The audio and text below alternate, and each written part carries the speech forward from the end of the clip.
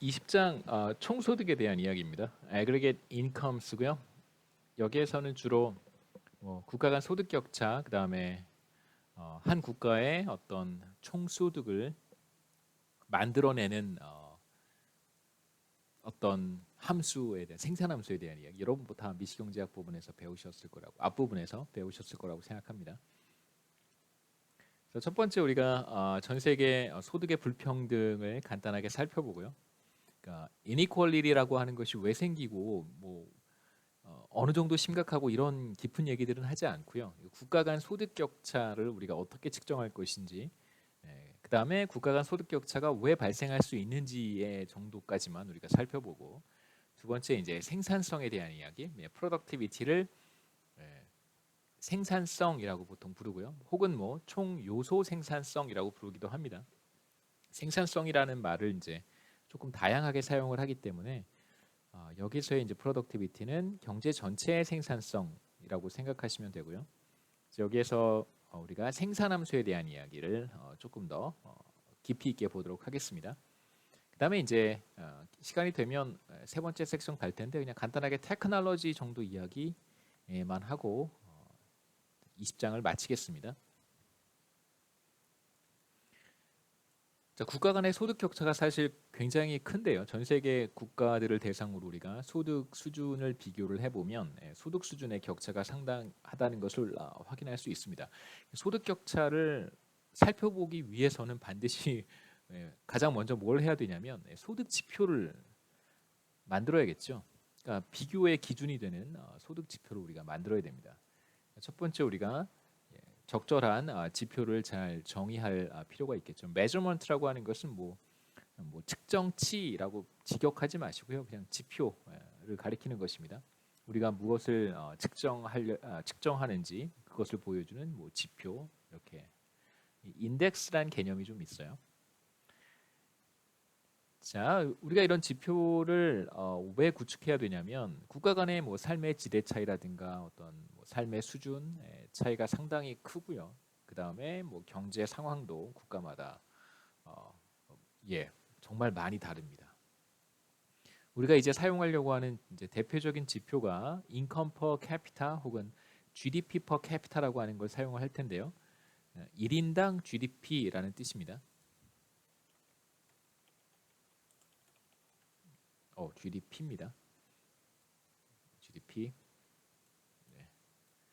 1인당 GDP라고 하는 지표를 여기에서는 사실 인컴이라는 말과 GDP라고 하는 말을 제가 그냥 혼용해서 사용을 할 텐데 사실 엄밀히 따지면 국민 계정이죠. 내셔널 인컴 어카운트에서 국민 계정상의 GDP랑 인컴 소득이라고 하는 항목은 정확히 같지는 않거든요.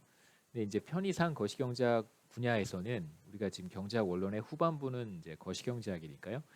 거시경제학 분야에서는 보통 국가의 총소득과 GDP는 이제 같은 걸로 간주를 합니다. 물론 달라요. 거시경제학에서도 다르게 구분을 하지만 몇 가지 이제 조정을 해서 이 둘의 차이를 얘기를 하는데요. 그 조정이 그렇게 이제 크게 중요하지 않기 때문에 두 변수를 이제 같은 것이라고 취급하겠습니다. 사실은 다른 거예요. 첫 번째, 1인당 GDP를 어떻게 측정할 것인가? 1인당 GDP의 차이를 어떻게 측정할 것인가? 네, 각 국가의 1인당 GDP를 측정하고 난 다음에 이제 각 국가의 1인당 GDP의 차이를 우리가 계산하면 되겠죠. 첫 번째, 우리가 해야 되는 것은 이제 GDP 혹은 Aggregate Income. GDP가 바로 그 국가의 총소득이라고 생각하시면 돼요. 왜냐하면 우리가 National Income Accounting에서 어떤 이야기를 봤었냐면 생산 측면에서의 GDP나 부가가치를 다 더하는 것이나 혹은 지출의 총액이나 혹은 소득의 총액이 궁극적으로 같다는 것을 National Income Accounting Identity에서 확인을 했습니다. 그래서 GDP를 총소득이라고 불러도 괜찮아요. 자, 이제 1인당 GDP는 어떻게 계산을 하냐면요. GDP를 그 국가의 인구로 나누면 1인당 GDP를 구할 수 있습니다. 그래서 Income per capita, 캐피타인데요. 캐피타 죄송합니다. Income per capita 혹은 GDP per capita는 GDP를 total population으로 인구로 나눈 것입니다. 이제 데이터를 준비를 했는데요. 한국의 경우, 그 다음에 US, 그 다음에 멕시코 세 개 국가를 한번 비교해 보려고 준비를 했습니다. 한국 같은 경우에 2019년, 2020년 데이터는 아직 안 나왔죠. 우리 2020년에 살고 있으니까. 2019년에 이건 명목 GDP입니다. nominal GDP고요. 명목 GDP가 얼마 되냐면요. 1913조, 14조쯤 됩니다. 2000조 조금 안 되고요. 데이터는 이제 eco스라고 해서 ecos.bok.or.kr 가시면 여러분 경제 관련된 데이터를 다 다운받을 수 있을 거예요. OR, KR 한국은행에서 운영하는 경제 관련 데이터들입니다. 여기에서 제가 다운받았고 토탈 파퓰레이션은 코시스는 이제 통계청에서 관리하는 데이터들이고요. cosis.kr 그래서 경제 관련 데이터는 여기 다 있고 그 다음에 여기는 뭐 경제뿐만 아니라 그렇다 그래서 BOK에서 가지고 있는 데이터를 다 갖고 있는 건 아니에요. 경제 관련 데이터 조금 있고 그 다음에 이제 그 이외에 뭐 굉장히 방대한 데이터들이 있습니다. cosis.kr 가셔서 확인할 수 있고요. 이 데이터는 제가 인구 관련된 인구 통계 인구총 조사에서 2018년 데이터를 가지고 왔습니다. 대략 5,163만 명쯤 되고요. 인구가. 그래서 2019년에 nominal GDP를 2018년 기준 인구로 나누었더니 1인당 소득이 자 이것은 2019년의 가치겠죠. 2019년 당해년도의 가격으로 측정한 nominal GDP니까 대략 3,700만 원. 1인당 소득이 3,700만 원입니다. 1인당 GDP가 자, US 같은 경우에 2019년 한번 제가 찾아봤더니요.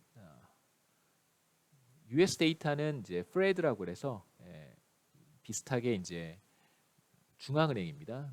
미국 중앙은행 세인루이스 또 중앙은행에 대한 얘기까지도 하면 또 너무 길어지니까요. 하여튼 여기서 인터넷에서 여러분 구글에서 프레드 치시면 제일 처음 나올 거예요. 그 프레드가 사람은 아니고요. 프레드가 사람은 아니고 Federal Reserve Economic Data를 줄여서 아마 FRED 이렇게 부르는데요. Federal Reserve가 미국 중앙은행 이름이죠. 연방 준비 Economic Data 뭐 아마 그렇게 될 거예요. GDP US GDP는 대략 얼마쯤 되는 건가요? 하여튼 이렇게 됩니다. 21427.7 빌리언 달러. 그 다음에 인구는 마찬가지로 2018년 기준으로 3억 2,600만 명, 700만 명. 그 다음에 GDP per capita는 이제 nominal GDP입니다. 마찬가지로 인구로 나누었더니 대략 65,600달러 정도 되고요. 꽤 높죠.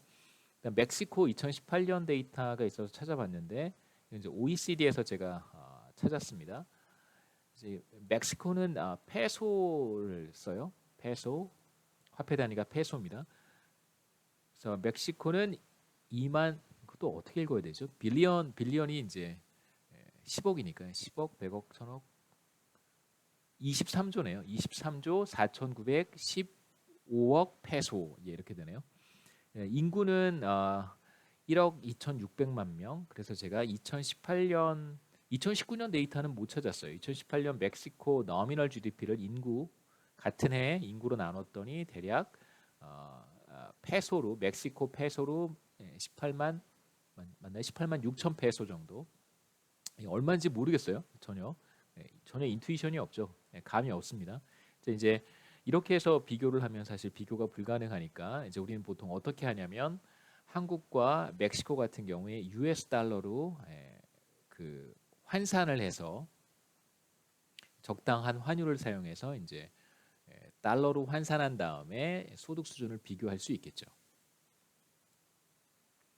지금부터 보려고 하는 내용은 어떤 환율을 사용할 것인가가 이제 주된 내용이라고 할 수 있습니다.